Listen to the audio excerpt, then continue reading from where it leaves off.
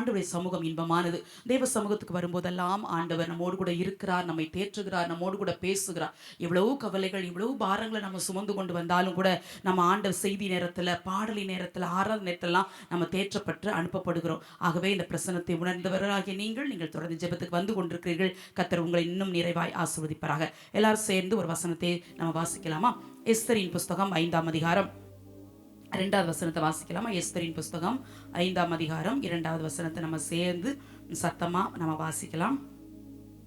ராஜா ராஜஸ்திரியாகிய Esther முற்றத்தில் நிற்கிறதை கண்டபோது அவளுக்கு அவன் கண்களில் தயை கிடைத்ததினால் ராஜா தன் கையில் இருக்கிற பொற் செங்கோலை எஸ்தரிடத்துக்கு நீட்டினான்.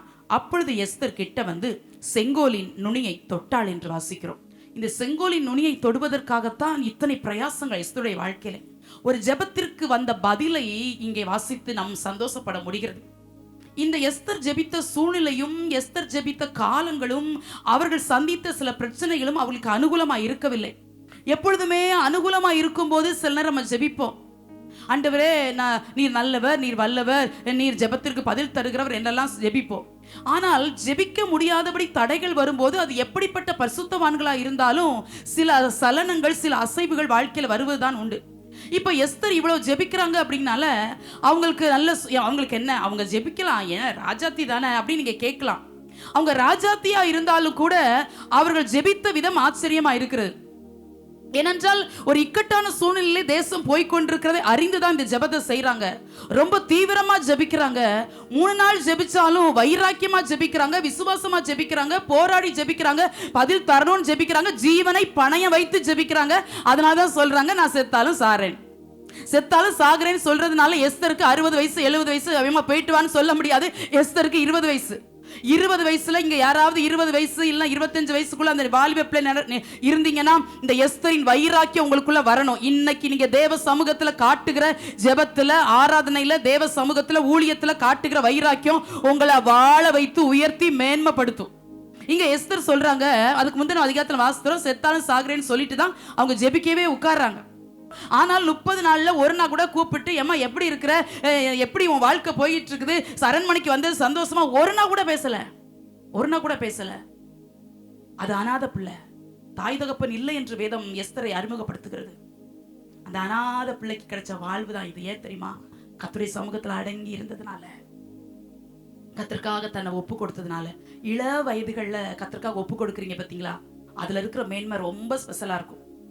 50 வயசுல ரட்சிக்கப்பட்டுட்டு ஆண்டவரே வாழ்ந்தாலும் உம்மோடுதான் அப்படின்னு சொல்றதை விட 15, 16, அந்த 20 வயசு அந்த டீனேஜ்லாம் இருக்கலாம், அதெல்லாம் என்னை தருகிறேன் உம் கரத்தில் அப்படின்னு சொல்லிட்டீங்கன்னா உங்க வாழ்க்கையை அப்படியே அவர் கையில வாங்கிக்கிடுவார். அதுக்கப்புறம் உங்க அம்மா அப்பா உங்களை கேர் பண்றாங்க, கேர் பண்ணாம இருக்கிறாங்க, உங்களுக்கு நல்ல எதிர்காலத்தை தேடணும்னு நினைக்கிறாங்க, தேட வேண்டாம்னு நினைக்கிறாங்க, அதை பத்தி பிரச்சனையே இல்லை. ஒரு பாஸ்டருடைய மகனை நான் சந்திக்க நேர்ந்துச்சு ஒரு போன மாசத்துல ஒரு நாள்.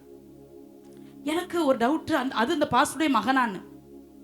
ஏன்னா அந்த பாஸ்டருடைய முக தோற்றம் வேற மாதிரி இருக்குது, அந்த மகனுடைய தோற்றம் வேற மாதிரி இருக்குது. இந்த மகன் ரொம்ப பர்சனாலிட்டியா, அந்த தோற்றத்துக்கும் நிறத்துக்கும் அப்பாவுக்கும் மகனுக்கும் சம்பந்தமே இல்லை. ஆனா அவன் கூப்பிடும்போது அப்பா அப்பா அப்படின்னு கூப்பிட்டு பேசிட்டு இருந்தாப்ல. அப்ப நான் நினைச்சேன், ஒருவேளை பாஸ்டர் அப்படிங்கிறனால அப்பான்னு கூப்பிடுறாப்லையா, இல்லைன்னா உண்மையாகவே இது தகப்பனா அப்படின்னு எனக்கு தெரியல. அதுக்கப்புறம் தான் நான் பாஸ்டர் கேட்டேன், இது உங்க மகனா அப்படின்னு. ஆமா பாஸ்டருடைய மகன் அப்படின்னா. நல்ல வசதி, நல்ல அழகு, நல்ல படிப்பு. ஒரு விஷயமா எங்களை கொஞ்ச நேரம் கார்ல கூட்டிட்டு போனாப்ல. கூட்டிட்டு போயிட்டு அந்த இறக்கி விடும் போது அந்த தகப்பன் அந்த மகனை பார்த்து சொல்றாரு, இந்த பாஸ்டருக்கு ஒரு 2 நிமிஷம் ஜோம்னு அப்படின்னு. நான் நினைச்சேன், இவங்களுக்கு என்ன ஜோம்னு தெரியும் அப்படின்ட்டு.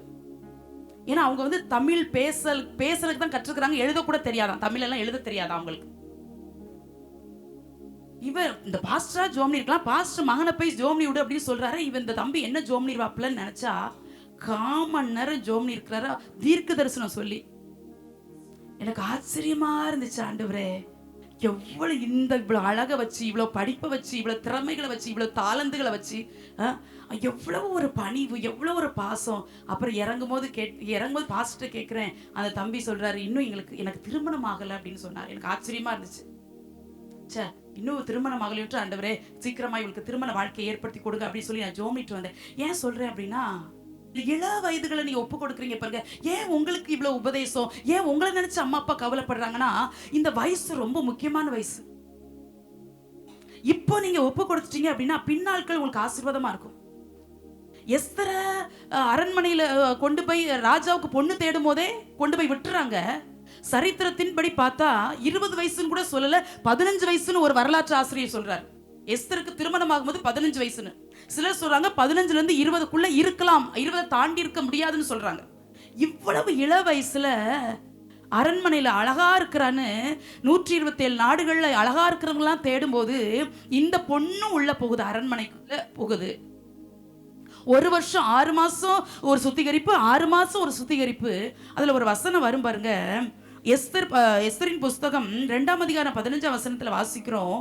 ஏகாய் நியமித்த காரியமே அல்லாமல் வேறொன்றும் கேட்கவில்லை. எஸ்தருக்கு தன்னை காண்கிற எல்லார் கண்களிலும் தயை கிடைத்தது. இப்போ இவங்களுக்கு என்ன நடக்குதுன்னா, இவங்க அழகுதான் படுத்துறாங்க. ராஜாவை பார்க்கறதுக்கு இவங்க அழகுதான் படுத்துறாங்க. எவ்வளவு பேர் உள்ள சேர்ந்திருந்திருப்பாங்க. எல்லாருக்கும் என்னன்னா, ராஜா என்ன ராஜாத்தியா தேர்ந்தெடுக்கணும் அப்படின்னு நினைக்கிறாங்க எல்லாரும். அப்படி இருக்கும்போது எல்லாரும் கேட்டு கேட்டு வாங்கி கூட கொஞ்சம் முகத்திலேயோ சரத்திலேயோ ஏதோ ஒன்று பூசிக்கொண்டு தங்களை அழகுபடுத்தி இருக்கும்போது இந்த ஒரு வார்த்தை எனக்கு ரொம்ப பிடிச்சிருந்துச்சு. தனக்கு நியமித்த காரியமே அல்லாமல் வேறு ஒன்றும் அந்த பிள்ளை கேட்கல. போதும், எனக்கு நியமிச்சது போதும். எத்தனை பேர் நம்ம அப்படி நம்முடைய என்ன சொல்றது, முழு இருதயத்தோடு அப்படி தேவன்கிட்ட சொல்றேன், எனக்கு நியமிச்சது போதும் ஆண்டவரே, இந்த வாழ்க்கை தான் எனக்கு நியமிச்சிங்கன்னா அதை நான் ஏற்றுக்கிறேன். இவ்வளவுதான் சம்பளம்னு எனக்கு நீங்க நியமிச்சீங்கன்னா அதை நான் ஏற்றுக்கிறேன். அதான் பவுல் எழுதுறா, அவன் நமக்கு நியமித்த ஓட்டத்துல பொறுமையாய் ஓட கடவோம் என்று.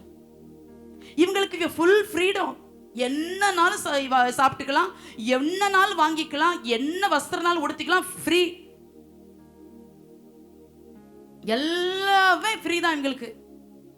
ராஜாத்தி ஆகிறாங்களோ இல்லையோ, ரெண்டாவது இங்கேயே ஒரு ராஜ வாழ்க்கை அனுபவிப்பதற்கு ஒரு நல்ல சந்தர்ப்பம் தேடி வருகிறது.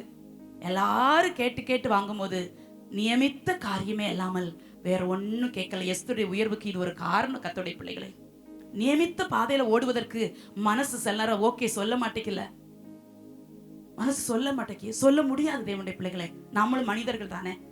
என்னப்பா இந்த பாதையை நியமிச்சிட்டீங்களே, இது வனாந்திரம் தானே, இது புயல் காற்று அடிக்கிறது போல இருக்கு தானே, என் ஜெபத்திற்கு பதில் வராது போல இருக்கு தானே, ஆண்டவரே எத்தனையோ நாள் கண்ணீர் வடிச்சதுக்கு ஆண்டவரே ஒரு மாற்றமே இல்லாத போல இருக்கு தானே அப்படின்னு நம்ம நினைக்கிறோம். நமக்கு நியமிக்கப்பட்ட இந்த ஓட்டத்தை, நமக்கு நியமிக்கப்பட்ட இந்த வாழ்க்கையை சில நேரங்களில் ஏற்றுக்கொள்றதுக்கு நம்முடைய மனசு தயங்கத்தான் செய்யுது. ஏன்னா நமக்கு நியமிக்கப்பட்ட சிலுவன் தெரிஞ்சு போச்சு. கர்த்தர் நம்முடைய உலக தோற்றத்துக்கு முன்பதாகவே இந்த பாதையில தான் நம்மை நடத்த வேண்டும் என்று நம்மை நியமித்து விட்டார் என்று நமக்கு தெரிஞ்சு போச்சு. ஆனாலும் நியமித்த காரியம் நம்ம கஷ்டமா தானே இருக்குது. இதுல இருந்து நீங்கள் நான் ஒன்னை கற்றுக்கணும். எஸ்தரை போல கர்த்தர் நம்மளை உயர்த்தணும்னா நியமித்த காரியத்துல, கர்த்தர் உங்களுக்கும் எனக்கு நியமித்த காரியத்துல அது நன்மையா நம்ம கண்ணுக்கு தெரிஞ்சிச்சோ, அது தீமையா தெரிஞ்சிச்சோ நமக்கு தெரியாது, அது இன்பமா இருந்துச்சோ தெரியாது, அது துன்பமா இருந்துச்சோ தெரியாது. அப்பா நியமிச்சிட்டாருன்னா அப்பா பிள்ளைங்களுக்கு ஒரு நாளும் நன்மையே என்று தீமை செய்ய மாட்டாருங்கிறத விசுவாச கண்களால் அறிந்த பிள்ளைங்க, அப்பா நீங்க நியமித்தது எனக்கு போதும், நீங்க நியமித்தது போதும், நீங்க நியமித்த பாதையில நான் நடப்பேன் ஆண்டவரே, கண்ணீரானால் எனக்கு நியமிச்சிட்டீங்கல்ல, இந்த பாதையில் நடக்க வேண்டும் என்று நியமிச்சிட்டீங்கல்ல. இந்த கொரோனா டைம்ல கொரோனா அப்படி ஈவு இறக்கம் இல்லாம அப்படி சுருட்டிட்டு போயிட்டு, நீங்க டெய்லி கொரோனாவை நினைக்கிறீங்களோ என்னமோ தெரியல, நான் கொரோனாவை நினைப்பேன், டெய்லி அடிக்கடி நினைப்பேன். நமக்கு மறந்துட்டு, பறந்து வந்த பாதை மறந்துட்டு, 24 வாரங்கள் ஆலயம் பூட்டப்பட்டது மறந்துட்டு, பெரிய லாக்டவுன்ல இருந்தது மறந்துருச்சு, மாஸ்க் போட்டுக்கிட்டே அலைஞ்சிட்டே இருந்தோம். ஒருத்தர் பார்த்து யாராவது இருமுனா அலறி அடிச்சு ஓடணும், வீட்டை பூட்டி பூட்டி வச்சோம். யாராவது காய்ச்சல் அப்படின்னா அப்படியே 144 தடை உத்தரவு போட்ட மாதிரி தள்ளினணும், எல்லாம் மறந்துட்டு.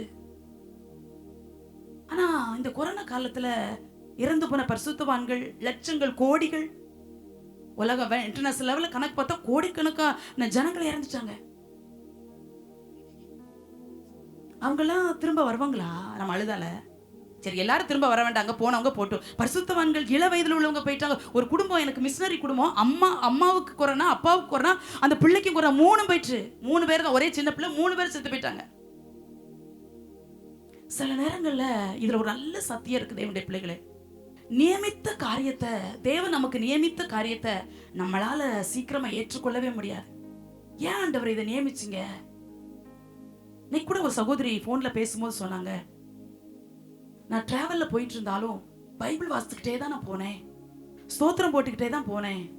தேவன் ஏன் இதெல்லாம் என் வாழ்க்கையில அனுமதிக்காருன்னு எனக்கு தெரியலையே. உண்மையா அவங்களுக்கு பதில் சொல்லுக்கிற கூட எனக்கு பலனும் இல்லை. ஏன்னா அவங்க சந்திச்ச இன்னைக்கு ஒரு பிரச்சனை அப்படி இருந்துச்சுனால ஏன் தேவன் அனுமதிச்சார். திரும்ப சொன்னேன், ஒரு காரியத்தை சொல்லிட்டு சொன்னேன், நன்மையே இன்னைக்கு உங்க கண்களுக்கு இது தீமையா தெரியும், ஆனா திரும்பி பார்க்கும்போது கர்த்தர் உங்க வாழ்க்கையில நன்மை செஞ்சிருப்பாருன்னு சொன்னேன்.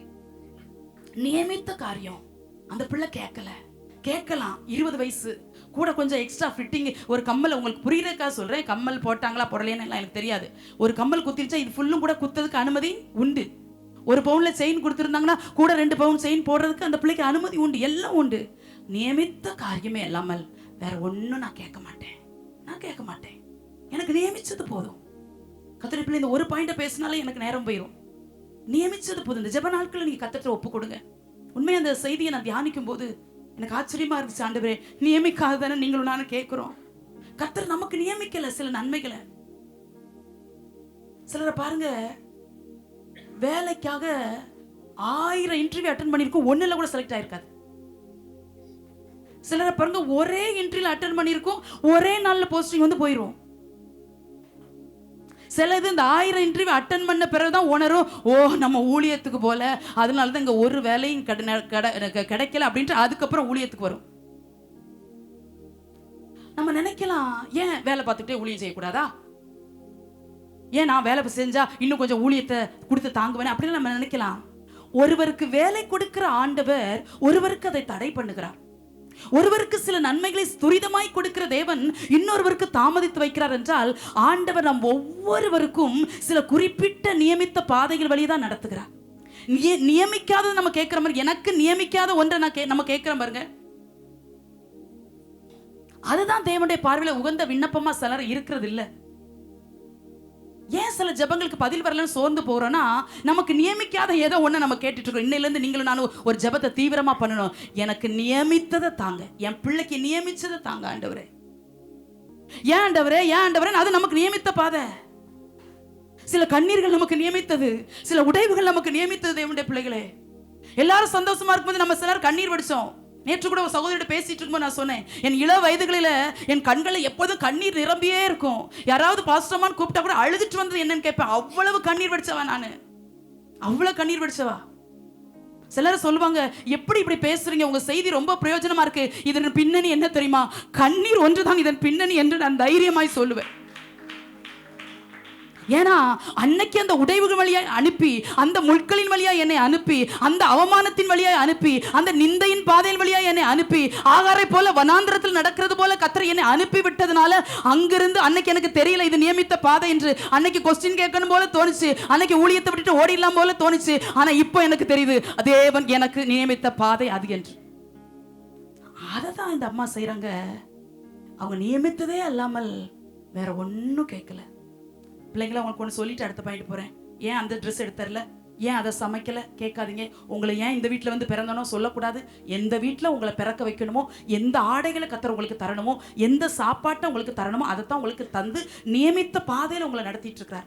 அடுத்தவங்களோட கம்பேர் பண்ணி பார்க்கறதுக்கு கர்த்தர் நம்மளை அழைக்கல. முதலாவது, இந்த எஸ்தருக்கு செங்கோல் நீட்டப்பட்ட காரணம் என்னன்னா, அவருடைய வாழ்க்கையில சொல்வோம்ல, என்ன புண்ணியம் செஞ்சாங்களோ அப்படின்னு. அது மாதிரி இவங்க இன்னைக்கு மட்டும், ஆண்டவரே ராஜா எனக்கு செங்கோலை நீட்டணும் ஆண்டவரே, எப்படி ஆகிலும் ஆண்டவரே இறங்கும் ஆண்டவரேன்னா செங்கோலை வச்சு மண்டையில ஒன்று ராஜா போட்டிருந்திருக்கலாம், தெரியல. இள வயதுகளிலே தன் தேவனை தன் பக்கமா இந்த அம்மா இழுத்துக்கிட்டாங்க. இப்ப ரொம்ப கதறணும்னு அவசியம் இல்ல. எப்பவுமே ஜெபம், எப்பவுமே கர்த்தருக்கு பரிசுத்தம், எப்போதுமே தாழ்மை, எப்போதுமே பணிவு இருக்கிறதுனால இந்த 3 நாள் ஜெபத்திலே ஆண்டவர் ஓகேன்னு பதில சொல்லிட்டார். ஏகா என்றால் இந்த கன்னி மாடத்தில் இருக்கிற பெண்களுக்கு அதிகாரியா நியமிக்கப்பட்ட ஒரு மனுஷன். நியமித்த காரியமே அல்லாமல் வேற ஒன்னும் கேட்கவே இல்லை. கீழுள்ள வசனங்கள் எல்லாம் வாசிக்கும் போது, முந்தின அதிகாரத்தெல்லாம் வாசிக்கும் போது, 22ஆம் அதிகாரம் 20ஆம் வசனத்தில் வாசிக்கும் போது, மொர்தெகா இடத்தில் வளரும் போது அவள் சொற்கேட்டு நடந்தது போல இப்பொழுதும் அவள் சொற்கேட்டு நடந்து வந்தாள். இப்போ ராஜாத்தி அண்ணன் சொல்ற கேவலமா இருக்குது. அரண்மனைக்கு வெளியே தான் இருந்துட்டு இருக்கிறாரு. ஆமான் மாதிரி ஹை போஸ்ட் ஒண்ணு எங்க அண்ணனுக்கு இல்ல, அவர் வெளியே தான் நிக்கிறாரு. யாரு நீ அப்படின்னு கேட்கல. இங்கேயும் அந்த பிள்ளை கீழ்ப்படியுது. எப்போ ராஜாத்தியான பிறகும் கிரீடம் தலையில வச்ச பிற்பாடு, கிரீடம் வச்சா பெருமை வந்திருக்கணும் ராணிக்கா, எஸ்தருக்கு வரல. இப்பவும் கீழ்ப்படிதல், இப்பவும் அதே தாழ்மை, இப்பவும் அண்ணனுக்கு அதே பணிவு. நான் இது ஆவிக்குரிய அர்த்தத்துல பேசுறேன். கர்த்தர் நம்மளை எவ்வளவு உயர்ந்த ஸ்தானங்களை நம்மளை உயர்த்தி கொண்டு போனாலும், சபைக்கும் ஊழியத்துக்கும் பரிசுத்தவான்களுக்கும் தேவனுக்கு முன்பாக எவ்வளவு தம்மை தரை மட்டும் தாழ்த்த முடியுமோ தாழ்த்தி தாழ்த்தி, ஆண்டவரே இந்த சூழ்நிலையிலும் ஆண்டு பெருமை பண்றதுக்கு, நம்முடைய ஸ்தானங்களை சொல்றதுக்கு பல நிலைமைகள்ல கர்த்தர் நம்மளை உயர்த்தி இருக்கலாம், பல ஸ்தானங்கள்ல கர்த்தர் நம்மளை கொண்டு வந்திருக்கலாம். ஒரு போதகர் சொன்ன சாட்சியை கேட்டு நான் ஆச்சரியப்பட்டேன். 3 நாள் கூட்டத்துக்கு ஒரு இடத்துல போய் செய்தி கொடுக்க போயிருந்தாராம். அப்போ அவர் 3 நாள் கூட்டத்திலையும் இந்த சபையில் இருக்கிற ஒரு விசுவாசி அவரை காரில் கொண்டு வந்து இந்த லாட்ஜில் இருந்து கூட்டிட்டு வந்து இந்த சர்ச்சில் கொண்டு விடுவாராம். இதெல்லாம் ஒரு பெரிய ஊழியம் தேவனுடைய பிள்ளைகளை. அப்போ அவர் நினைச்சிருக்கிறாரு ஏதோ ஒரு டிரைவர் வேலை பார்க்குறாரு போல, அதனால இந்த பாஸ்டர் என்ன செஞ்சிருக்கிறாரு, இந்த பாஸ்டரை கூட்டிட்டு வாங்க. 3ஆவது நாள் போகும்போது, பாஸ்டர் எங்கள் வீட்டில் வந்து ஜோம் மீட் போறீங்களா அப்படின்னு கேட்டிருக்கிறாரு. அப்போ சொல்லியிருக்கிறாரு, உங்கள் பாஸ்டர் ஓகேனா நான் ஒரு சின்ன ஜெபத்தை என்ன செய்கிறேன், உங்கள் வீட்டில் வந்து நான் பண்ணுறேன் அப்படின்னு. சரின்னு சொல்லி கூட்டிட்டு போனா ஒரு பெரிய அப்பார்ட்மெண்டே இருக்குதான் அவருக்கு. நான் இவர் இதோ அப்போ இந்த அப்பார்ட்மெண்ட்ல வாடகைக்கு இருக்கிறார் போல அப்படின்னு நினைச்சு, அவர் பிரதர் எங்க கூட்டிட்டு போறீங்க, உங்க இதான் பிரதர் எங்க வீடு, இந்த அப்பார்ட்மெண்டே எங்களுக்குள்ளதுதான். ஐயோ இந்த காரு இது எங்களுக்குள்ளது, அந்த காரு எங்களுக்குள்ளது, நாங்க ஒரு பெரிய கம்பெனி வச்சிருக்கிறோம், ஆயிரக்கணக்கான பேர் எங்க கம்பெனில ஒர்க் பண்றாங்கன்னு பார்த்தா, கர்த்தர் அந்த மனுஷனை அவ்வளோ உயர்த்தி வச்சிருக்காங்க. அந்த மனுஷனுக்கு என்ன வேலை, பாஸ்டருக்கு டிரைவ் பண்ணி பாஸ்டருடைய ஷூவை போட்டு விட்டு பாஸ்டர் பேகை தூக்குறது அந்த மனுஷனுக்கு வேலை. அந்த உயர்த்தினாலும் அந்த உள்ளத்துல இருக்கிற அந்த தாழ்மை போகல பார்த்தீங்களா? அதே தான் இந்த எஸ்தருக்கு. அன்னைக்கு எப்படி சொல்ல கேட்டாங்களோ அதே மாதிரி இப்போ டெய்லி அண்ணன் ஹவ் ஆர் யூ எப்படிலாம் அப்படிலாம் கேட்க முடியாது. இவங்க அரண்மனைக்குள்ள தான் இருக்கிறாங்க. ஆனாலும் அந்த மொர்தெகாய் யார் மூலமாவது சொல்லப்பட்டதை கேட்டு கேட்டு அதன்படியே நடக்கிறாங்க. 2:20 நம்ம வாசித்தோம். அதனால 2:17 நம்ம வாசிக்கிறோம், ஆண்டவர் தயவு கிடைக்கும்படி கர்த்தர் கிருபை செய்தார் என்று. 4ஆம் அதிகாரம் வரும்போது எஸ்தருடைய வாழ்க்கையில ஒரு பெரிய போராட்டம் வருது. ஆனா எஸ்தருக்கு தெரியல. ஏன்னா அவங்க அரண்மனைக்குள்ள இருக்கிறாங்க. அமைதியான பொண்ணு, அடக்கமான பொண்ணு, அழகான பொண்ணு, உலகத்தை அறிய விரும்பல போல அந்த பொண்ணு.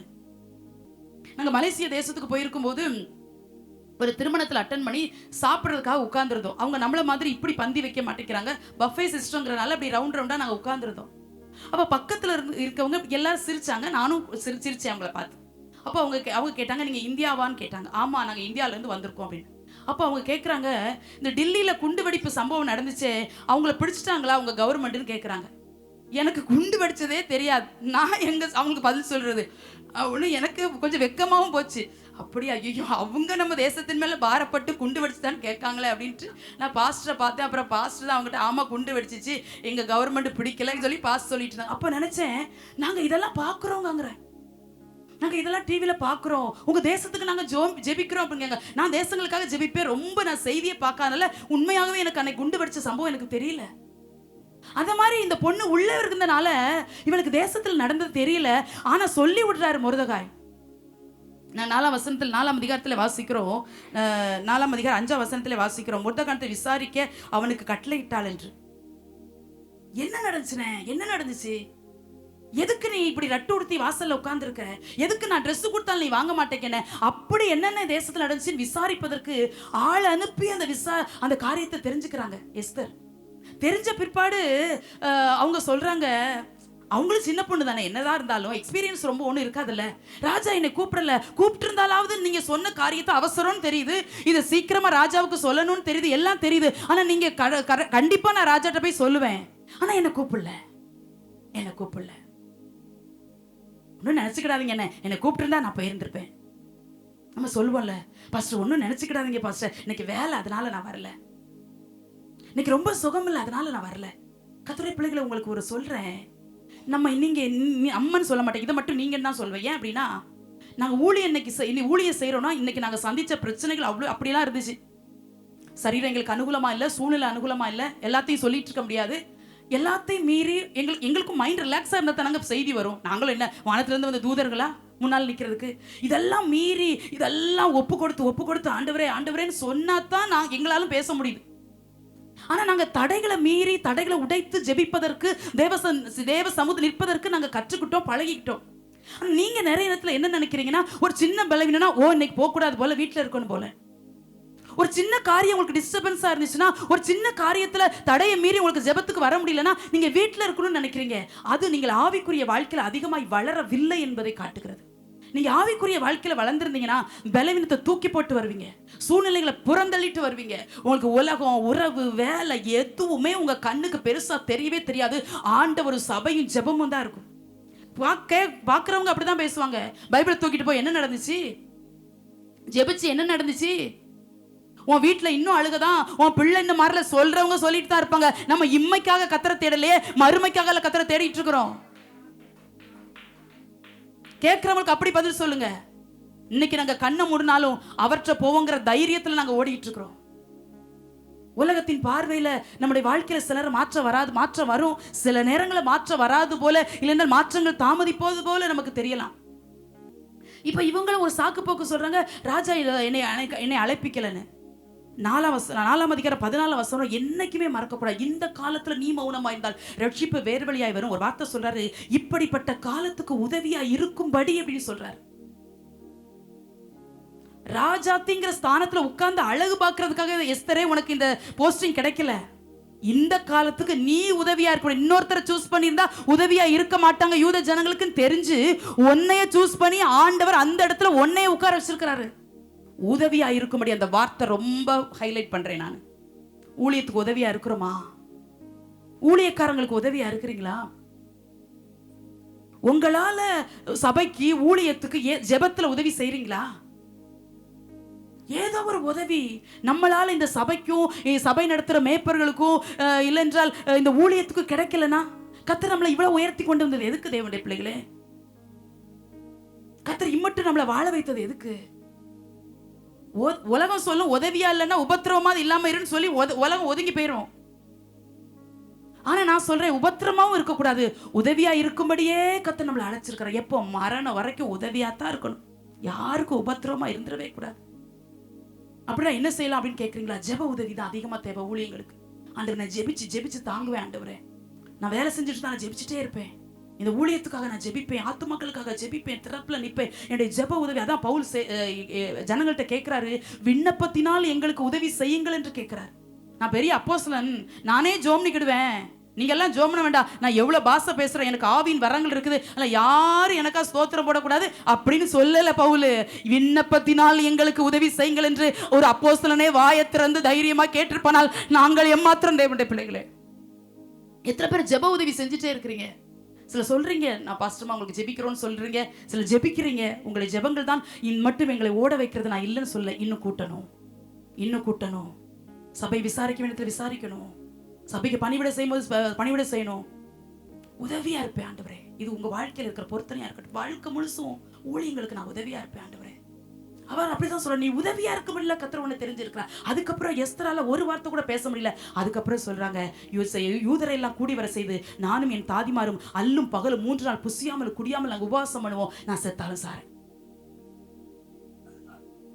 ஏன் செத்தாலும் சாகிறேன்னு சொல்றாங்கன்னா, ராஜா கூப்பிடல, இவங்களா வாலண்டியரா போய் ராஜா முன்னால நிக்கிறதுனால, ராஜா அந்த செங்கோல், ராஜா கையில இருக்கிற அந்த செங்கோலை, பொன்னால் செய்த அந்த செங்கோலை நீட்டினா இவங்க எஸ்தர் பழைச்சாங்க, இல்லைன்னா செத்தாங்க.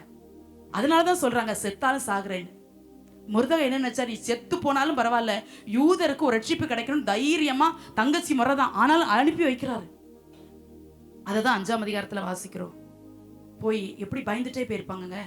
3ஆம் நாளிலே எஸ்தர் ராஜ வஸ்திரம் தரித்து கொண்டு ராஜாவை பார்க்க போறாங்க. துக்க வஸ்திரத்தோடு போக முடியாது, சுமந்து கொண்டு போவது துக்க செய்தி, சுமந்து கொண்டு போவது துக்க செய்தி. ஆனா துக்க வஸ்திரம் தரித்துட்டு ராஜ அரண்மனைக்கு யாரும் போக முடியாது. அவங்க ராஜ வஸ்திரம் தரித்து கொண்டு போனாங்க. ராஜ அரண்மனையில ராஜ சமூகத்துல போய் ஒரு நாள் நீங்களும் நான் நிக்க போகிறோம். அங்க நமக்கு ராஜ வஸ்திரம் என்றால் பரிசுத்தம் என்கிற வஸ்திரத்தை அணிந்திருந்தால் மாத்திரமே. இப்ப போய் அங்க ராஜ சமூகத்துல அங்க நிக்கிறாங்க. ராஜா கொலு மண்டபத்தில் வீற்றிருந்தான் என்று சொல்லுகிறது. 2ஆம் வசனம், ராஜா ராஜஸ்திரியாகி எஸ்தர் முற்றத்தில் நிற்கிறதை கண்டபோது அவளுக்கு அவன் கண்களில் தயை கிடைத்ததினால், பார்த்த உடனே, ஓ எஸ்தர், இவளை யார் இன்னார வச்சோனா, இவளை யார் கூப்பிட்டா, ஏதோ கொஞ்சம் அழகா இருக்கான்னு கல்யாணம் பண்ணி கிரீடத்தை வச்சோம், திடுதுப்புன்னு வந்து 30 நாள்ல வந்து முகத்தை காட்டி நிக்கிறாளே, சொல்லல. தயை இரக்கம் கிருபை. ஜோம்னிட்ல போறாங்க. ராஜா ஆண்டவர் தேவன ராஜாவை பார்த்திருப்பாங்க, புருஷன ராஜாவை பார்க்கல. ஆண்டவர்கிட்ட ஒப்பு கொடுத்துட்டு போறாங்க. செங்கோலை நீட்டவா வேண்டாமா அப்படிலாம் யோசிக்கல. ராஜா யோசிக்கல. ராஜாத்திய எஸ்தரை பார்த்த உடனே பக்கத்துல இருக்கிற செங்கோலை போட்டு நீட்டுறாரு. ரீபகாஸ்தானா ரியாத்தனா. நம்முடைய வாழ்க்கையில இந்த செங்கோல் மட்டும் நீட்டப்படவில்லையானால் எஸ்தரை அங்கே காவலாளர்கள் கொண்டிருப்பார்கள். ஒன்று ராஜ சமூகத்தில் தயை கிடைத்தது, இன்னொன்று மன்னிப்புன்னு சொல்லலாம். ஏன்னா கூப்பிடல, ராஜா கூப்பிடாம எஸ்தர் வந்ததுனால அவருக்கு மன்னிப்பு கிடைத்ததுக்கு அடையாளம். இதை நான் தேவனோடு ஒப்பிட்டு பேசுறேன், வார்த்தையை முடிக்க போறேன். எத்தனையோ முறை உங்களுக்கும் எனக்கும் செங்கோல் நீட்டப்பட்டதுனாலே நம்முடைய ஜீவன் தப்புவிக்கப்பட்டது. அவருடைய சமூகத்துல மன்னிப்பாகிய செங்கோல் நமக்கு நீட்டப்பட்டது, ஜீவனாகிய செங்கோல் நீட்டப்பட்டது, சுகமாகிய செங்கோல் நீட்டப்பட்டது, பலனாகிய செங்கோல் நீட்டப்பட்டது, பதிலாகிய செங்கோல் நீட்டப்பட்டது. அதனாலதான் நீங்களும் நானும் சுகமா இந்நாள் வரைக்கும் வாழ்ந்து கொண்டு இருக்கிறோம். காரணமே ராஜா நமக்காக நீட்டின செங்கோலில் இருக்கிறது விஷயம். இந்த செங்கோல் நீட்டப்பட்டிருக்கலாம் நம்ம செஞ்ச பாவத்துக்கு. அதான் சங்கீதம் 103 சொல்லி தானே முடிக்கிறோம். நம்முடைய அக்கிரமங்களுக்கு தக்கதாக நமக்கு சரி கட்டாமலும், நம்முடைய பாவங்களுக்கு தக்கதாக நமக்கு சரி கட்டல. நம்முடைய அக்கிரமங்களை மன்னித்து என் நோய்களை எல்லாம் குணமாக்கி, அக்கிரமங்கள் மன்னிக்கப்பட்டாதான் வியாதியிலிருந்தே விடுதலை வரும். ராஜா செங்கோலை நீட்டின உடனே கடற்கடன்னு ராஜாத்திய எஸ்தர் தன்னை இருதயத்துல பாரத்தெல்லாம் சொல்லல. நான் விருந்து வச்சிருக்கிறேன் வாங்க அப்படின்ட்டு வந்துட்டா. அவர் கேட்கிறாரு, ராஜாத்தியா உனக்கு என்ன வேண்டும், உன் வேண்டுதல் என்ன, உன் மன்றாட்டு என்ன, ராஜ்யத்துல பாதி மட்டும் கேட்டாலும் அப்படின்னு சொன்ன உடனே ராஜாத்தி என்ன யோசிச்சிருக்கணும், சே நம்ம பெருச்சங்கோலை நீட்டுவாரான்னு நினைச்சு வந்தோம். ஆனா அவரு ரொம்ப என்னெல்லாமோ கேட்கிறாரு. 120 நாடுகள்ல 60 நாட்டுக்கு மேல, 60 நாட்டு 127 நாடு, அதுல 60 நாட்டுக்கு மேல உன் பேர்ல எழுதி சைன் போடுறேங்கிறாரு. அவங்க நோக்கம் மாறல, அவங்க தரிசனம் மாறல. அவங்க தரிசனத்தை மாற்றுறதுக்கு தான் ராஜா இப்படி எல்லாம் கேட்கிற மாதிரி சத்துரு கேட்க வைக்கிறான். நீ கேட்கிற மன்றாட்டு என்ன, உனக்கு பாதி நாட்டை கூட உன் பேர்ல எழுதி தரமாங்கிறான். அதல்ல விஷயம். என் ஜனம் அழிஞ்சிடக்கூடாது, என் குலம் அழியக்கூடாது, என் ஜனங்களுக்கு ஜீவனுக்காக நான் மன்றாட வந்திருக்கிறேன் என்பதை ரகசியமா விருந்து வச்சிருக்கிறேன். ராஜா அந்த விருந்துக்கு வர வேண்டும். என்ன ஒரு ஞானங்க இந்த இள வயதுல. எஸ்தர் புஸ்தகத்துல எத்தனை விருந்து நடந்துச்சுன்னு தெரியுமா? எத்தனை விருந்து? ஒரு கெஸ்ஸாவது பண்ணுங்களேன். கெஸ்ஸாவது யாருக்காவது பண்ண முடியுமா? எத்தனை விருந்து? 6 விருந்து நடந்தது. அகாஸ்வேர் 2 முறை விருந்து வைக்கிறான், எஸ்தர் 2 முறை விருந்து வைக்கிறாங்க, வஸ்தி 1 முறை விருந்து வைக்கிறா, யூத ஜனங்கள் எல்லாம் சேர்ந்து ஒருக்க விருந்து வைக்கிறாங்க. 6 விருந்து. விருந்தில் ஆரம்பித்து விருந்தில் முடிகிற புத்தகம் எதுன்னு ஒரு நாள் கேள்வி கேட்டிருந்தான் ஒரு பைபிள் கொஸ்டின்ல. விருந்தில் ஆரம்பித்து விருந்தில முடியுது எஸ்தர். எங்கேயும் விருந்து விருந்து விருந்து விருந்து தான் வர முடியும். நமக்கு யாரும் விருந்து வைக்கலன்னு நினைக்காதீங்க. யார்ட்டையா போய் எனக்கு விருந்து வைங்கன்னு கேட்காதீங்க. நமக்கு ஜெபம் தான் விருந்து, நமக்கு ஆராதனை தான் விருந்து, நமக்கு துதி தான் விருந்து, தேவ சமூகம் தானுங்க நமக்கு நம்ம விருந்து. இங்க புசிக்கிற ஆகாரம் தேனை விட இனிமையானதா இருக்குதே. விருந்துக்கு வரணும்னு சொல்லி எனக்கு ரொம்ப ஆச்சரியத்தோட ஒரே ஒரு வார்த்தையோட முடிக்கிறேன். இந்த அகாஸ்வேரு தானே வஸ்தி கூப்பிடும் போது வஸ்தியை தான் கூப்பிடும் போது அவ வரலன்னு தள்ளிட்டான், வேண்டாம் மனைவி வேண்டான்னு. ஆனா அதே ராஜா எஸ்தர் கூப்பிடும் போது நான் வர்றேங்கிறாருன்னா ஜெபத்துக்கு இருக்கிற பவர் எவ்வளவு பவர். முடியாத காரியத்தை மாறுதலை முடிய பண்ணிச்சு, சட்டத்தை மாத்த வத்துச்சு. அடுத்த அதிகாரத்துல வாசிக்கிறோம், ஆகான் 6ஆம் அதிகாரம் 12ஆம் வசனம், ஆகான் முக்காடிட்டு கொண்டு திரும்பி போறான். சத்துருக்களுக்கு முக்காடு போட்டுக்கிற காலம். நீங்க கேட்கலாம், நாங்களும் தானே முக்காடு போட்டுருக்கிறோம். ஆண்கள் முக்காடு போட்டா அது வெட்கத்துக்கு அடையாளம். பெண்கள் நம்ம முக்காடு போடணும்னு சொல்லி வேதம் நம்ம கற்று தந்துக்கிற, அதனால முக்காடு போடுறோம். ஆண்கள் யாரும் முக்காடு போட மாட்டாங்க. அவங்க முக்காடு போட்டா அது வெட்கத்திற்கும் ஒரு நிந்தைக்கு அடையாளம். இவன் முக்காடு போட்டுக்கிட்டு போறான். யாரு? ஆகான். ஒரு காலத்துல அரண்மனையில் அப்படியே வீரமாய் உலா வந்தவன். முருதகை அப்படி ஏளனமா பாக்குறது, இவங்களை அழிச்சிடலாமா நினைச்சது, அப்படிலாம் நினைக்கிறான். அவனுடைய பிறப்பின் வர்த்தமானமே அப்படி. துர் ஆலோசனை சொல்கிற மனைவி வேற. அப்படி நினைச்ச அதே ஆமான கத்தர் முக்காடிட்டு திரும்ப வைத்தது மாத்திரமல்ல, அந்த ஆமான கத்தர் பூமியில இருக்காதபடி கத்தர் அந்த தூக்கு மரத்தை தூக்கி போடும்படி கத்தர் கட்டளையிட்டார். சத்ருவே எனக்கு விரோதமாய் சந்தோஷப்படாதே, நான் விழுந்தாலும் எழுந்திருப்பேன் என்கிற வார்த்தையின்படி சந்தோஷப்பட்டு கொண்டிருந்த சத்ருவுக்கு கத்தர் சாவு மணி அடித்தார். தேவனுடைய பிள்ளைகளுடைய ஆசீர்வாதத்தை, தேவனுடைய பிள்ளைகளுடைய ஜீவனை, தேவனுடைய பிள்ளைகளுடைய சமாதானத்தை, தேவனுடைய பிள்ளைகளுடைய வைராக்கியத்தை திருட நினைக்கிற பொல்லாத சத்துருடைய கிரிகள் நம்முடைய ஜெபத்தினால பிடிக்கப்படணும். எஸ்தரை போல ஜெபிக்கணும், மன்றாடி ஜெபிக்கணும், வைராக்கியமா ஜெபிக்கணும், உபவாசம் பண்ண முடிய நேரத்தில் உபவாசம் பண்ணி ஜெபிக்கணும். இரவும் பகலும் ஜெபிச்சாங்களாம். ஒரே ஜெப குறிப்பு, ராஜா பொறிச்சவங்களை நீட்டணும். ஒரே ஜெப குறிப்பு, ராஜா பொறிச்சவங்களை நீட்டணும். ஆண்டவரை நீட்டிடணும், எப்படியா நீட்டிடணும். இந்த ஒரு ஜெப குறிப்புக்கு எத்தனை பேர் கூடி கூடி ஜெபிச்சாங்கன்னா நம்ம 1000 ஜெப குறிப்பை சுமந்து கொண்டல்லவா தேவனுடைய பிள்ளையில நிக்கிறோம். நம்முடைய ஜெபம் எப்படிப்பட்டதா இருக்குது? எஸ்தோடைய ஜெபத்தினால, இள வயதுன்னு தான் நான் சொன்னேன், கொஞ்ச வயசு, கல்யாணம் ஆகி 30 நாள், ரொம்ப ஒன்றும் ராஜா இப்படிப்பட்டவர்னு வாழ்ந்து அவரோட பழகி அந்த மாதிரி அனுபவமும் எஸ்தருக்கு இல்லை. ஆனா கர்த்தரை சார்ந்து சத்தரை சார்ந்து 9ஆம் அதிகாரம் 10வது அதிகாரத்தில் வாசிக்கும் போது, எந்த சூசான் நகரம் கலங்கிற்றோ அதே நகரம் ஆர்ப்பரிக்கிறது, அதே நகரத்துல வெளிச்சம், அதே நகரத்துக்குள்ள மகிழ்ச்சி, அதே நேரத்தை விருந்துண்டு கொண்டாடுகிற நல்ல நாளா கர்த்தர் மாற்றிட்டாரே. அதனால வாசிக்கிறோம், காரியத்தை கர்த்தர் மாறுதலாய் முடிய பண்ணுவார். நமக்கு விரோதமாய் எழும்பி நின்று காரணமின்றி நம்மோடு கூட வழக்காடுகிற சில நபரோடு கர்த்தர் வழக்காட வேண்டுமானால், நமக்கு நியமித்த பாதையில பொறுமையாய் தாழ்மையாய் ஓடி ஜெபத்தை துரிதப்படுத்தும் போது நமக்கு விரோதமாய் எழும்புகிற அநேக ஆமான்கள், நம் மேற்கொள்ள நினைக்கிற ஆமான்கள், எப்படியாவது இவர்களை வீழ்த்தி விடலாம், எப்படியாவது இவர்களை வென்று விடலாம் என்று சொல்லி நமக்கு விரோதமாய் எழுதி வைத்த சில எழுத்துக்களை கூட கர்த்தர் தலைகீழாய் கர்த்தர் மாற்றி போடுவார். அப்படியே முழங்கால் படிகள்.